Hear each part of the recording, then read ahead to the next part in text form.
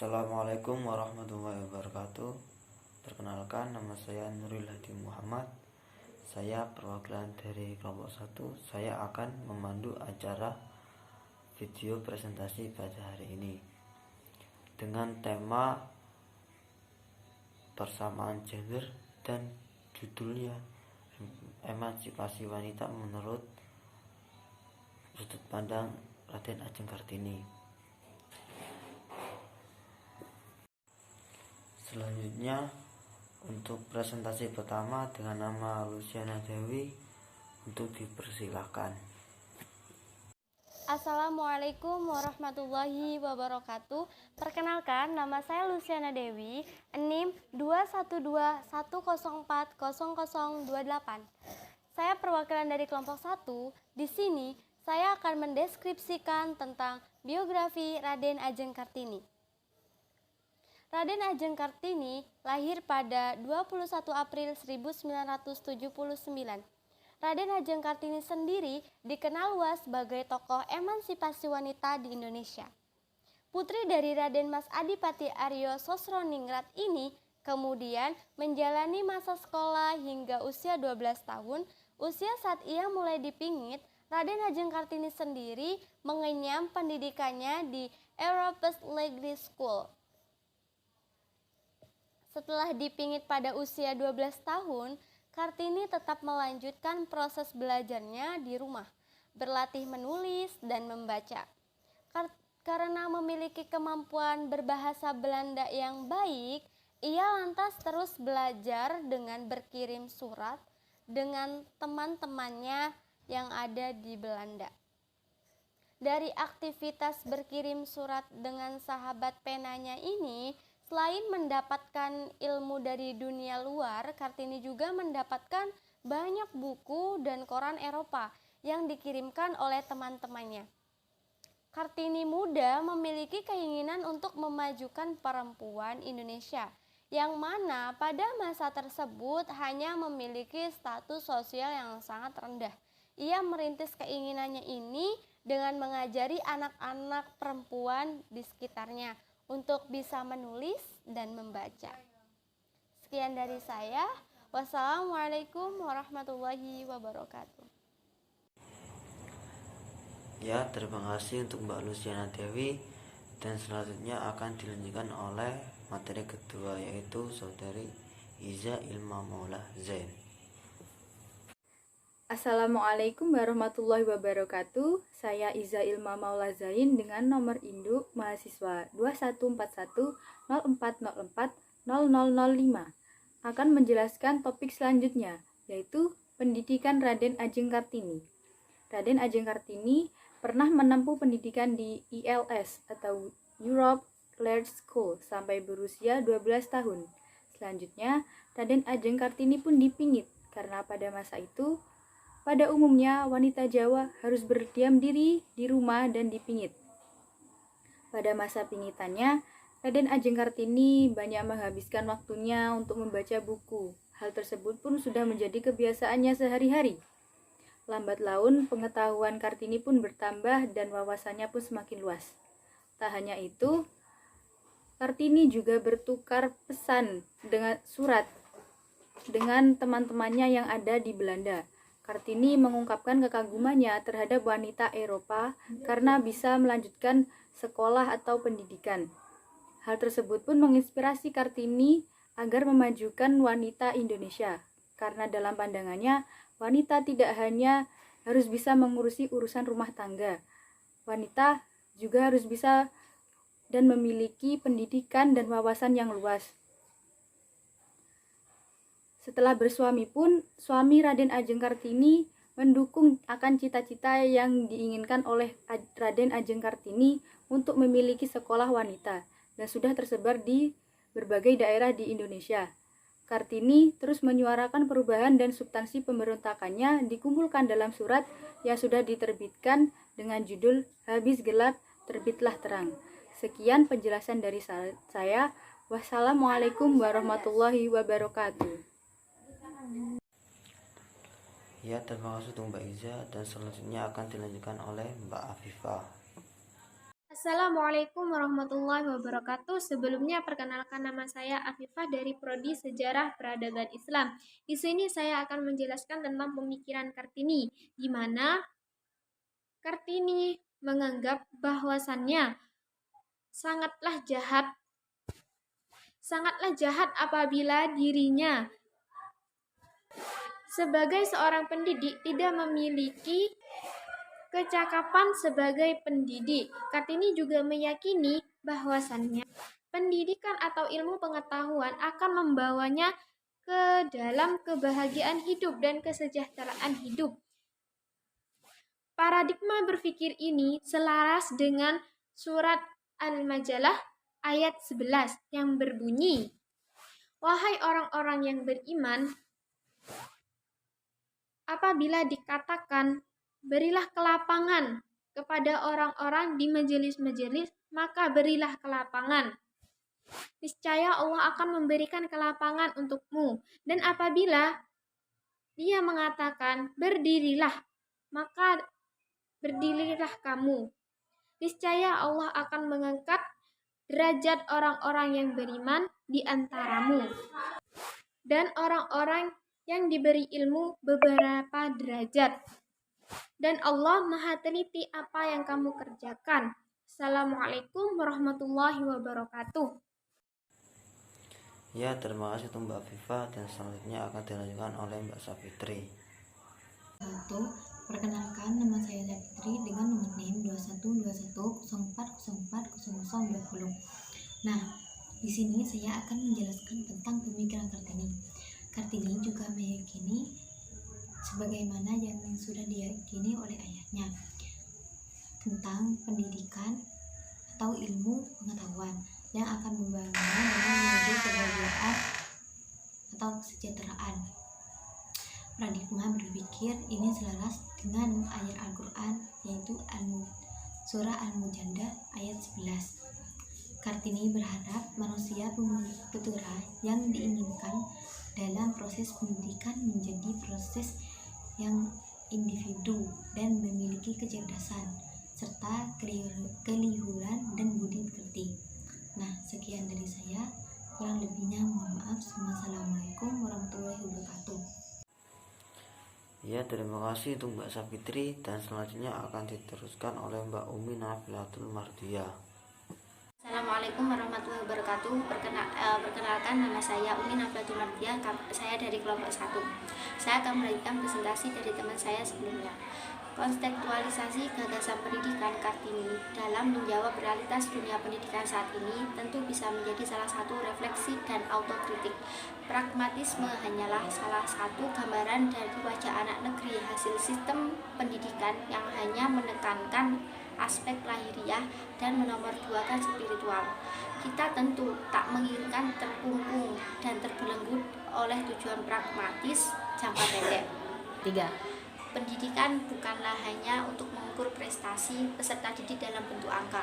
Pendidikan seharusnya lebih ditujukan untuk pembentukan watak dan jati diri bangsa yang agung, yang dipenuhi individu berperilaku akhlak mulia. Seperti kata Kartini, pendidikan tidak hanya menghasilkan kecerdasan akal, tetapi budi dan jiwa. Sekian dari saya.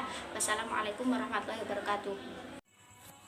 Ya, terima kasih untuk Mbak Nafil, dan selanjutnya akan dilanjutkan oleh Saudara Muhammad Afdal Hidayah.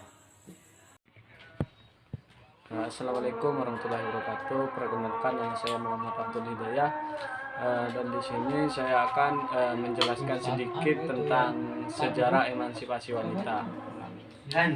Kartini mengungkapkan keadaan dirinya dan kaum wanita di Jawa atau Indonesia pada umumnya.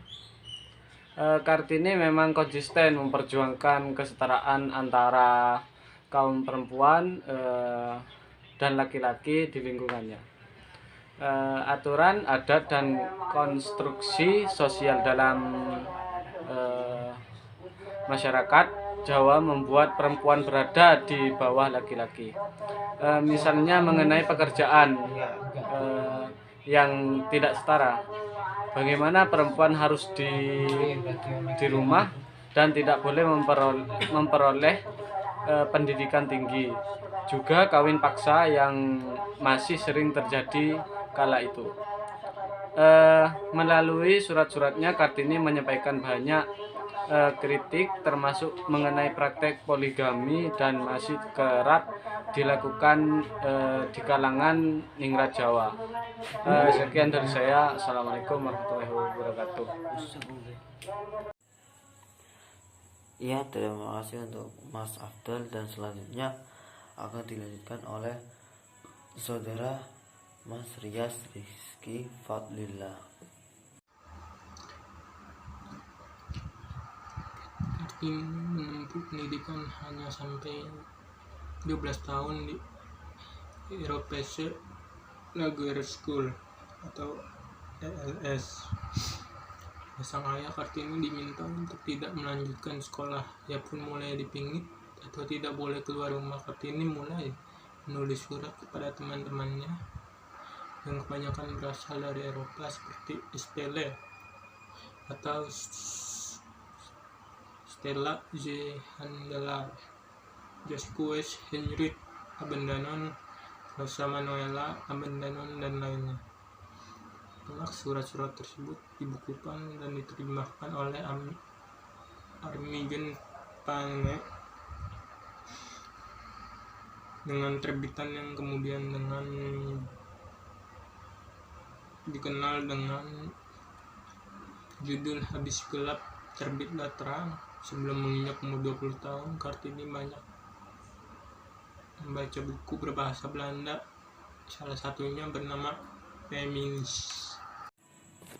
Ya, terima kasih untuk Mas Rias, dan selanjutnya akan dilanjutkan oleh saudara Muhammad Thorik. Assalamualaikum warahmatullahi wabarakatuh. Perkenalkan, nama saya Muhammad Thorik. Di sini saya akan menjelaskan sebab Kartini memperjuangkan hak wanita. Jadi, Kartini memperjuangkan kesetaraan wanita karena pada zaman itu, pada saat itu, keberadaan kaum Hawa itu sangatlah seringkali tidak dihargai. Pada zaman itu, kaum Hawa itu hanyalah boleh mengurus urusan-urusan dapur dan mengurus anaknya. Lalu Kartini dengan segenap hati dan jiwanya memperjuangkan agar wanita di Indonesia yang merasa tertindas itu mendapatkan derajat yang sama seperti pria. Kartini tidak hanya memperjuangkan hak perempuan pada zaman itu. Siti Soemandari Soeroto dalam Kartini sebuah biografi tahun 1979 menunjukkan bahwa konsep tentang bangsa yang tersirat dalam surat-surat Kartini itu berperan mendorong untuk kemunculan diskusi tentang nasionalisme. Mungkin cukup sekian. Assalamualaikum warahmatullahi wabarakatuh. Ya, terima kasih atas Mas Thorik, dan selanjutnya akan dilanjutkan oleh Ahmad Syafiqul Umam. Assalamualaikum warahmatullahi wabarakatuh. Perkenalkan, nama saya Ahmad Syafiqul Umam. Di sini saya akan menerangkan tentang keterkaitan pemikiran R.A. Kartini dengan hak asasi manusia. Sesungguhnya emansipasi yang sebenarnya adalah bentuk pemberian hak kepada wanita untuk mengembangkan diri dan kemahiran profesional agar bisa bergandeng bahu dengan laki-laki dalam pembangunan negara. Tidak ada maksud negatif yang tersembunyi di sebalik gerakan emansipasi. Jikapun ada, nantinya itu sendiri akan kembali ke niat orang atau kumpulan yang memperjuangkannya dan apa latar belakang yang memotivasinya. Kesetaraan gender dengan emansipasi ada dua hal yang berbeda arti. Kesetaraan gender adalah persamaan kodrat atau persamaan gender dari wanita dan laki-laki. Jika kita lihat dari fisik, seorang wanita dan laki-laki jelas sangat berbeda. Secara psikologis menyebutkan adanya perbedaan antara wanita yang 90% menggunakan perasaan dan sisanya adalah logika, dan sangat berbanding terbalik dengan laki-laki yang 90% menggunakan logika dan sisanya adalah perasaan.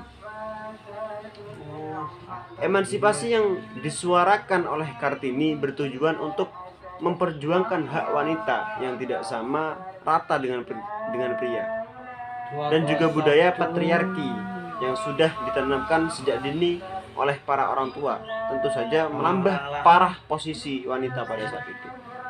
Wanita hanya dianggap sebagai pengurus rumah tangga, tidak boleh sekolah, dan dipandang rendah.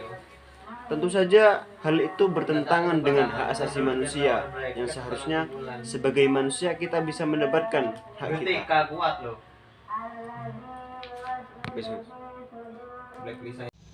Assalamualaikum warahmatullahi wabarakatuh. Nama saya Nuraini Putri Dia Febriana. Di sini saya akan memberi bahasan, analisis dan opini dari kelompok kami tentang peristiwa emansipasi perempuan.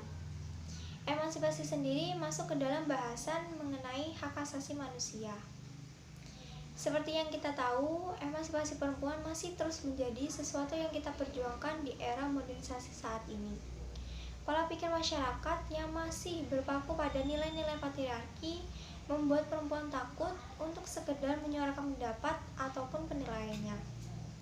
Kurangnya pemahaman tentang feminisme menyebabkan terjadinya diskriminasi gender, stratifikasi sosial yang ada di masyarakat yang masih menganggap perempuan berada di bawah laki-laki.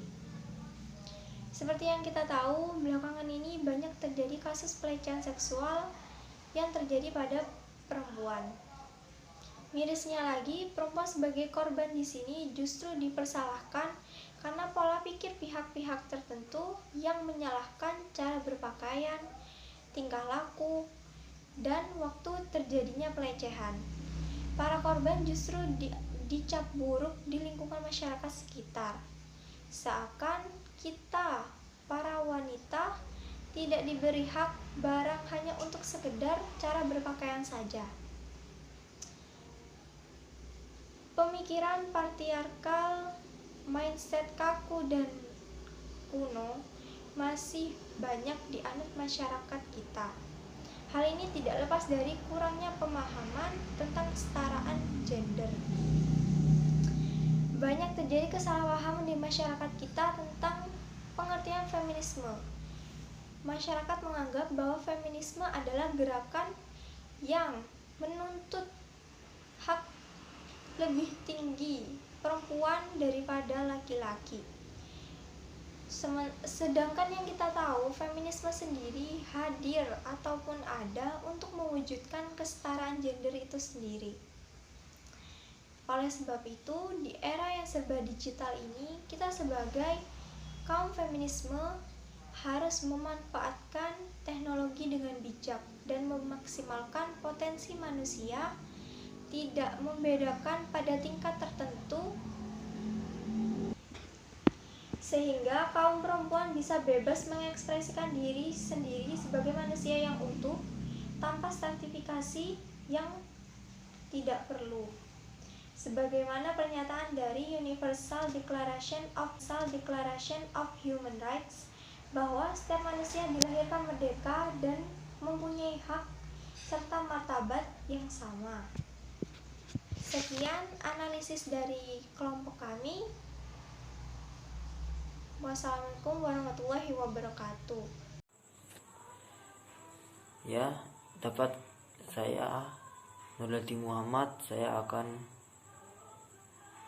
menjelaskan kesimpulan dari pendapat di atas. Bahwasanya kesimpulannya itu Raden Ajeng Kartini itu sangat menjunjung tinggi derajat wanita.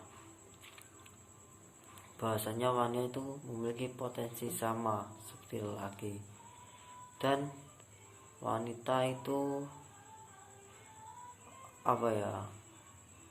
harus setara akan pendidikannya, dan bukan karena wanita itu hanya bisa memasak dan